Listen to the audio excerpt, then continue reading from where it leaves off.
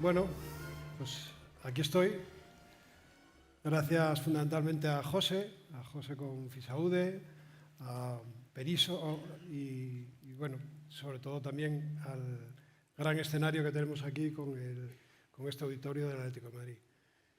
Vengo a hablar de lesiones agudas. Ya sé que José siempre me dice, te gusta siempre lo agudo, pero ahí sí que te digo, en lo crónico también lo trabajamos, lo tenemos y también tenemos resultados. A mí ya me conocéis solo por el agudo, pero hay más. Hoy sí que venimos a hablar, o vengo a contaros un poco mi experiencia y un poco lo que solemos hacer en el día a día, que es trabajar con el deportista de alto rendimiento, sobre todo en la zona donde yo estoy, que estoy en el fútbol profesional, en el Alavés, como os decían, y que realmente nos encontramos con lesiones agudas, de verdad. ¿Y cómo las tratamos y cómo las enfocamos? Pues gracias a este nuevo camino que se nos ha abierto y que lo estamos aprovechando. Lo primero, felicitar a mis anteriores ponentes, tanto Sergio como Serafín, como Felipe, que nos dan luz un poco en este camino, que nos quitan dudas, aunque yo creo que muchas más nos las crean todavía, y que luego, pues con las otras ponencias, como Iria, como Juanma, como Adrián, o como nuestro compañero italiano, Stefano, pues nos animan a probar y a seguir experimentando pues, cosas tan difíciles como las que hemos visto y tan maravillosas. Este elemento diferencial del que todos hablamos, que es el diamagnetismo, pues nos ayuda, y en mi caso, en la parte que me toca, pues sobre todo a manejar un poco ese entorno intra y extracelular que se produce una lesión muscular cuando hay una rotura, ¿no? Esta susceptibilidad magnética de las proteínas y del agua, con su efecto que se produce por esta capacidad diamagnética que nos cuenta la propia marca, la propia empresa, y que nos permite pues, crear ese efecto repulsivo sobre estas, como te digo, como estas características diamagnéticas sobre el ambiente extracelular principalmente, ¿no? Pensando siempre que lo que estamos intentando borrar dentro de una lesión muscular o eliminar lo antes posible, no quitar la inflamación como decíamos, pero sí anticiparnos un poco a ese hematoma que luego nos complica la cicatrización. En el modo en que nosotros trabajamos, tanto intracelular y extracelularmente, tenemos una influencia, ¿no?, sobre ese medio, tanto a nivel citoplasmático con la expresión de todo eso que nos contaban por la mañana en la liberación de esos factores de crecimiento, en la síntesis de proteínas y ATP, y en el modo extracelular, pues en el desplazamiento y en la evolución de ese edema, de esa inflamación o en la mejora de ese tejido linfático y vascular.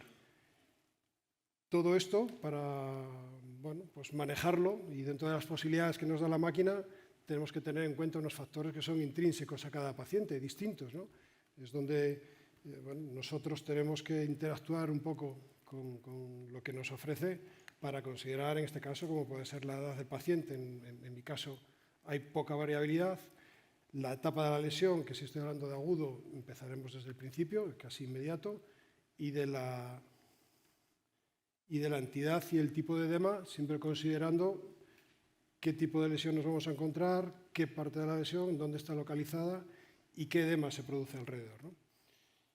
En cuanto a los edemas, y donde lo podemos encuadrar un poco más, pues al final es en la permeabilidad de esos capilares o en la rotura, en el caso de las lesiones agudas musculares, pero también, considerando y dejándolo ahí un poco puesto, pues en los casos en donde se alteran las leyes de Starling, como decimos ahí, en ese tipo de edemas que se pueden producir de diferente manera.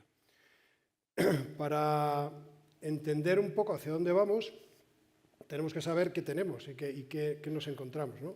Y para eso, lo fundamental es saber cómo está constituido el músculo. ¿Qué estructura tiene ese músculo? Sobre todo porque lo que queremos movilizar y lo que queremos hacer es evitar ese hematoma o esa hemorragia grande para que luego tengamos una cicatrización mejor. Entonces, viendo esa estructura o dándonos cuenta a qué nivel se está produciendo esa rotura, podemos actuar de una manera distinta, ¿no? Con esto quiere decir que no es lo mismo que se produzca dentro del sarcolema una roturita pequeña dentro de una fibra porque ese vaso que va a estar ahí es muy pequeño, o que se produzca ya en el perimisio donde se está dando ese aporte neurovascular al propio músculo y por lo tanto una rotura a nivel de esta estructura miofascial, pues provoca mucho más sangrado. Con esto tenemos que tener esas consideraciones en donde pues ya sabemos que un 75% del músculo es agua, por lo cual nos favorece el tratamiento con este sistema, que el músculo además ocupa un 40% del volumen corporal, o sea, de la masa corporal, y que cuando está encima en funcionamiento, pues se puede llegar a consumir hasta unos 20 litros por minuto de sangre, es decir, ya está muy hipervascularizado, y que además, dependiendo de la demanda de oxígeno, pues todavía puede tener esa intensidad aún más alta. Es decir, que en el momento de la lesión, siendo un deportista, pues podemos tener un sangrado muy grande. ¿Esto qué nos permite? Pues bueno, considerar que es el objetivo principal que tenemos con esta máquina es movilizar toda esa, o evitar en la medida de lo posible, tanto movilizar como evitar en la medida de lo posible ese derrame. ¿Cómo se produce ese hematoma muscular? Pues causa intrínseca y extrínseca, ¿no? ¿Verdad? Lo que conocemos como el bocadillo o el calmante, como dicen un poco más los americanos, ¿eh? Que es la contusión, que es el golpe directo que puede provocar o bien ese bocadillo, esa contractura con pequeñas hemorragias locales o una rotura fibrilar por la contusión directa, provocando una hemorragia más abundante. O la intrínseca, que es la propia por la acción muscular, la propia derivada de la acción muscular, por un estiramiento excéntrico normalmente, que bueno, pues puede ser desde una fase muy pequeña en donde ese hematoma casi no se ve, no lo podemos considerar ni siquiera como un calambre, unos DOMS o una contractura muscular, o ya una rotura de fibras con sus grados o sus variables, ¿no? Y luego además, dentro de esta estructura, pues tenemos que ver si ese derrame se hace intramuscular en la superficie o se hace más en la profundidad, o ese derrame está ya entre los tabiques musculares, lo cual da mejor pronóstico, o es una forma mixta, ¿no? Todo esto nos va a llevar a pensar de una manera diferente a la hora de trabajar con la bomba. ¿Esto qué nos lleva al final? Pues bueno, tenemos que ponernos delante de ella, delante del paciente, considerar lo que os comento, qué tenemos delante, que es el músculo, y qué tenemos al lado, que es la bomba. ¿Qué posibilidades tengo con los dos? Vamos a juntarlas. Cuando se produce la lesión,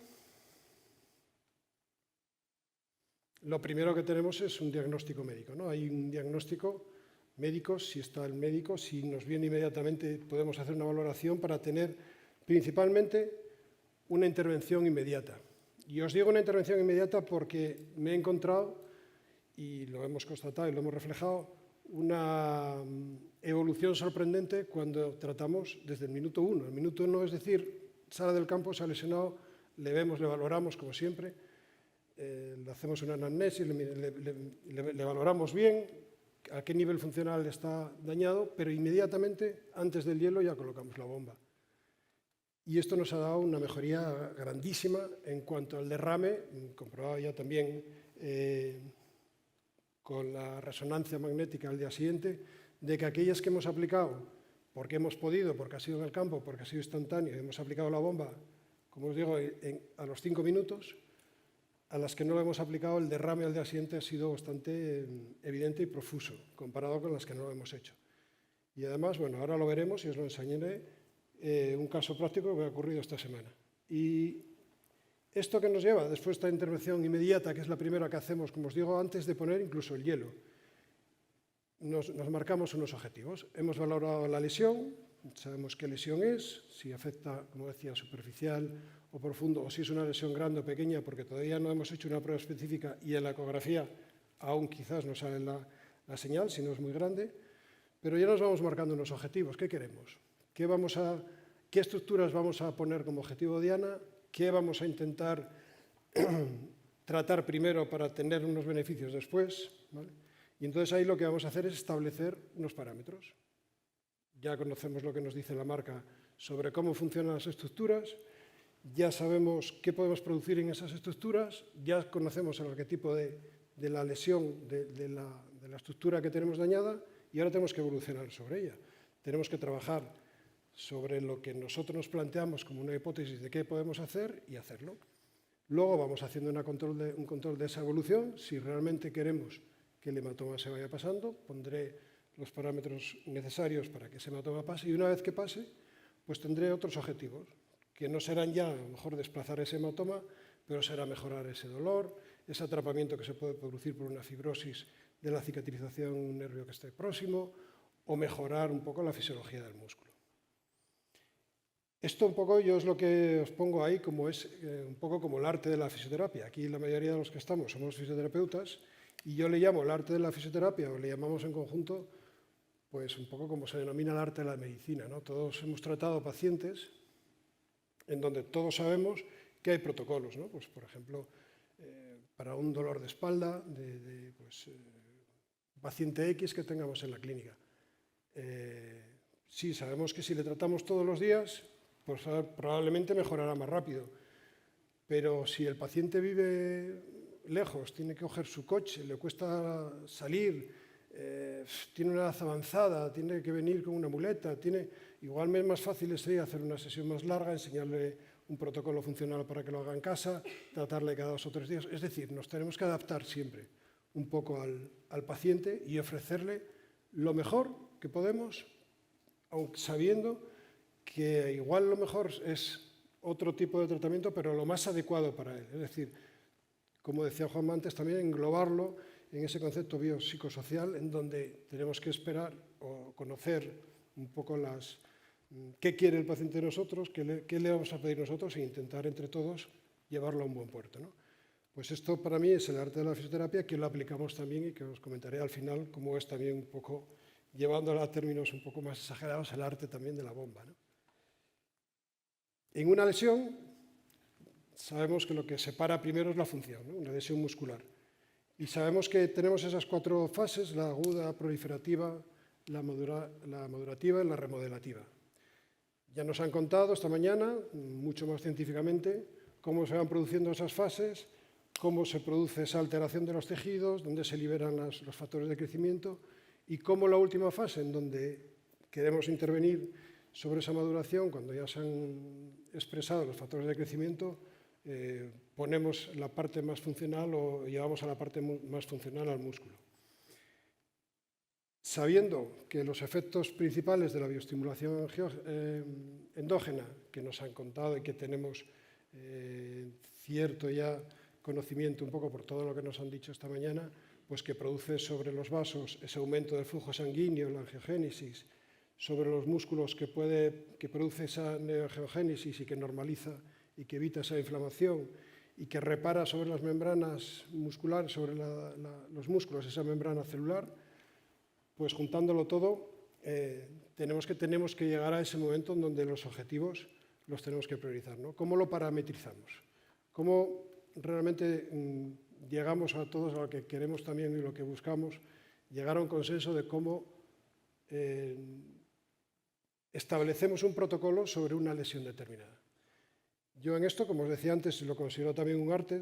Ayer hablábamos también y un compañero se decía que sí somos artistas, y claro que lo somos, porque cada uno al final lo expresamos de distinta manera, pero sí que si tenemos claro qué funciona para qué cosa, pues bueno, en la labor de cada uno será al final cómo interpreta esa orquesta, ¿no? Cómo canta.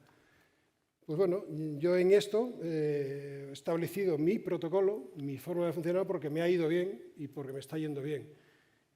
Quizás, bueno, yo también tengo que decir que tengo una máquina y estoy ahí en trámites de coger la Super New, y tengo una máquina más antigua en donde veréis ahora que en el protocolo, en la fase intracelular, en la fase de movilización de líquidos intracelulares, yo lo tengo al 20 porque no me permite bajarlo al 0, pero está claro, o por lo que nos cuentan, parece ser que es más evidente que funcione mejor a 0. Ahora os lo explicaré. Realmente, en la intervención inmediata, que hablo en esas 0-12 horas, pues os hablo de los 5 minutos, sería esas 0-12 horas. Para mí la mejor es la que está cerca de la lesión, ¿no? La más cercana de la lesión. Lo que hacemos primero es bioestimular vascularmente. Lo razono, intento llevar esa bioestimulación hacia la zona vascular, hacia el aparato vascular, porque lo que quiero es tener limpio ya ese canal de evacuación, supuestamente, para prevenir un exceso de líquido en el medio extracelular. Es decir, intento liberar el sistema vascular para que las leyes de Starling no me interfieran sobre la capacidad osmótica. Es decir, que se pueda liberar un poco más ese medio cuando ya en una segunda fase le ponga un desplazamiento de líquidos. Ahí es lo que decía, veis que ponemos, según la edad, un poco más intenso, se me ha cambiado solo. El desplazamiento de líquidos ahí, en agudo que hablo, si puede ser 5 minutos, 5 minutos.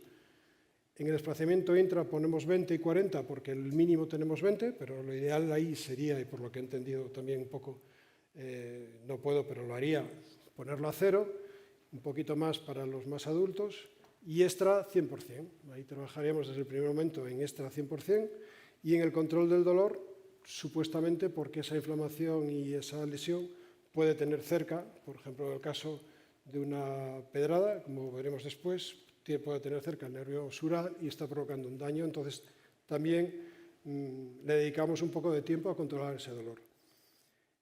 Todavía en esa intervención inmediata, al día siguiente o en esas primeras horas, variamos un poco ese desplazamiento de líquidos, seguimos estimulando vascularmente para poder liberar un poco la tensión extracelular que pueda haber y el fenómeno de osmosis no se interrumpa, y ese desplazamiento de líquidos lo alteramos un poquito, lo modificamos, pero un poquito nada más, para ir dándole un poco de estímulo intracelular. Seguimos haciendo ese control del dolor porque bueno, pues, en ese momento todavía sigue siendo muy doloroso, modulándolo un poco más, y empezamos a hacer un control de membrana por esa fagocitosis y para cambiar, como expresaban esta mañana y como nos decían, el cambio de los macrófagos tipo 1 o 2. Y esto sería una evolución tipo que haríamos en los siguientes días, ¿no? Del 7 al 14 días ya empezaríamos a manejar un drenaje intracelular un poco más alto, bajaríamos el extracelular, iríamos hacia membrana celular y bioestimularíamos el músculo. Un poco más adelante, y según vayamos cambiando esos objetivos en cuanto a mejoría, pues iríamos lo mismo, seguiríamos estimulando intracelular, mejoraríamos ya los vasos para que nos diera esa posibilidad de ir drenando después de movilizar los líquidos, ya no había esa saturación que podía haber inicialmente, y luego, pues, por evitar unas posibles fibrosis, intentaríamos ir hacia nervio para provocar a la vez una neurodinamia y liberar fascial o neurofascialmente esas estructuras. Y después de 21 días, pues lo mismo, nos plantearíamos de nuevo los objetivos, veríamos cómo está y seguiríamos intentando madurar esos cambios que hemos creado en la cicatriz de ese tejido para bueno, pues intentar evitar una recaída. 1 o 2 veces por semana, los protocolos de lo que nos hablan, pues bueno, os vuelvo a decir, esto vuelve a ser otra vez un poco el arte. Nosotros somos los artistas y lo tenemos que manejar. Yo en el medio que estoy, si tengo la bomba y tengo al jugador aquí, si me pasa todos los días por delante de la bomba y no se la pongo, pues me insulta un poco, ¿no? Entonces se la tengo que poner. Y no le pongo todos los días intracelular, se la voy variando. Entonces, bueno, tengo que jugar con eso y a lo mejor sí que lo estoy haciendo todos los días y no debiera hacerlo intracelular, pero es que no se lo hago intracelular, le voy buscando otros objetivos. Entonces, pues lo que digo, 1 o 2 veces por semana, pues depende un poco de las circunstancias que tengamos todos y del medio en el que estemos. Ya un poco como final, y os traigo aquí una pequeña galería de las ecografías que hemos hecho y la evolución que hay. Hay una rotura de bíceps femoral en la primera y en la segunda que tenéis aquí, son longitudinales, donde se ve el hematoma en el momento del día 0. Este era grande, por eso se ve casi en el momento, si no, no es habitual ver esta imagen. Y luego transversalmente en la evolución de los siguientes días. En el día 15 estaba prácticamente ya evolucionado y cicatrizado. No quiere decir que el día 15 empiece a jugar, sino que nos garantiza que cuando lleven esas 3 semanas, que es una rotura de tipo 2 miofascial, no los vamos a exponer antes a ese riesgo de las 3 semanas, seguro, pero sí que nos garantiza que la tercera semana estamos trabajando fuerza excéntrica sin dolor. Entonces, bueno, lo que nos facilita un poco es que los plazos que vamos consiguiendo sean un poco más seguros y nos permita hacer más cosas durante esos plazos y garantizar un poco mejor la vuelta. Y luego aquí os dejo un poco la sorpresa. Esto es el médico del equipo, mi compañero, que esta semana, esto ha sido Jueves Santo, fue un día de puertas abiertas. La semana pasada, ya os digo, y no solo los jugadores tienen lesiones, sino nosotros nos puede pasar también. Y atendiendo, bueno, estando en el partidillo atendiendo, yo estaba dentro tratando jugadores y él estaba aquí afuera. Y mira.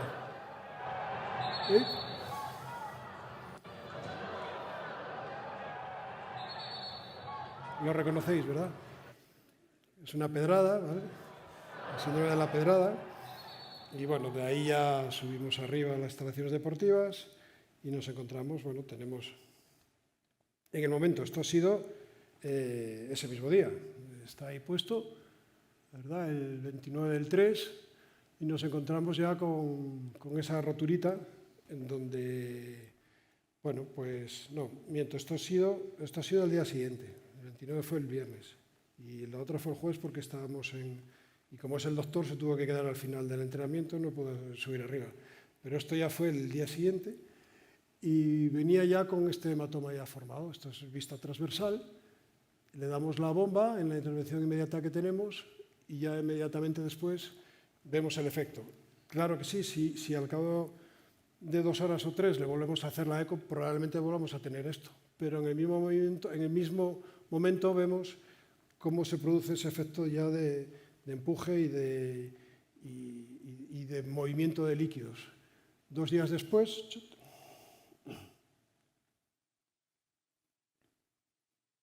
este es el 29, al día siguiente de la lesión, a los 2 días después de la lesión, este es el siguiente de este, le volvemos a dar, esto ya es un corte transversal también, le damos la bomba, después de la bomba tenemos esta imagen, el corte longitudinal, le damos la bomba, después de la bomba tenemos esta imagen. Como salimos un poco rápido por acá, se me olvidó coger y meterlas en la memoria y me las mandaron por WhatsApp ayer de cómo estaba ayer. Y esta es la vista desde ayer, no está curado, camina mejor, evoluciona mucho mejor, no cojea tanto, pero claro, sobre todo ¿por qué? Porque realmente, fijaros cómo está ahora, esto es la vista longitudinal, en la parte más interna y en la parte más externa. Se ha resuelto el hematoma. Probablemente esto, si todos los veis, al cabo de unos días pueda salirle otra vez más, pero realmente es el efecto que produce la bomba, este desplazamiento de líquidos. Esto nos permite que si con más ayuda y más terapia y con tratamiento funcional en ese momento y de compresión, podamos hacer que esta solución de continuidad que hay en el medio se evite y pueda empezar a pegar un poco antes de tiempo. Lo mismo que decía, sí acortamos plazos en cuanto a funcionalidad, nunca los acortamos en cuanto a competición, porque realmente, aunque veamos que el tejido está bien, que la prueba funcional está bien, nos sometemos siempre a la seguridad de las semanas que tenemos. Lo que os decía, convertimos ese arte que hablaba de la medicina, un poco, entre comillas, en el arte de la fisioterapia y, bueno, pues evaluando, manejando y haciendo un poco de análisis sobre la cantidad de soluciones que nos puede dar la bomba en el día a día, pues yo creo que al final este razonamiento clínico es necesario y por eso al final yo digo que también lo convertimos en el arte de la bomba diamagnética. Aprovecho ahora que está aquí el doctor Villalón también para saludarle y ver ahí a un conocido suyo, al Cholito, que gracias a la bomba pues hemos ayudado también a sacarle de un proceso duro para él y que bueno, pues ya lo tenemos también jugando con nosotros dentro de sus plazos, pero con más seguridad y con, bueno, por lo menos un poco de garantías de que ese edema y esas posibilidades de que él tiene de resolverlo siempre acude a tratarse. Así que sin más, gracias a todos y espero que os haya gustado.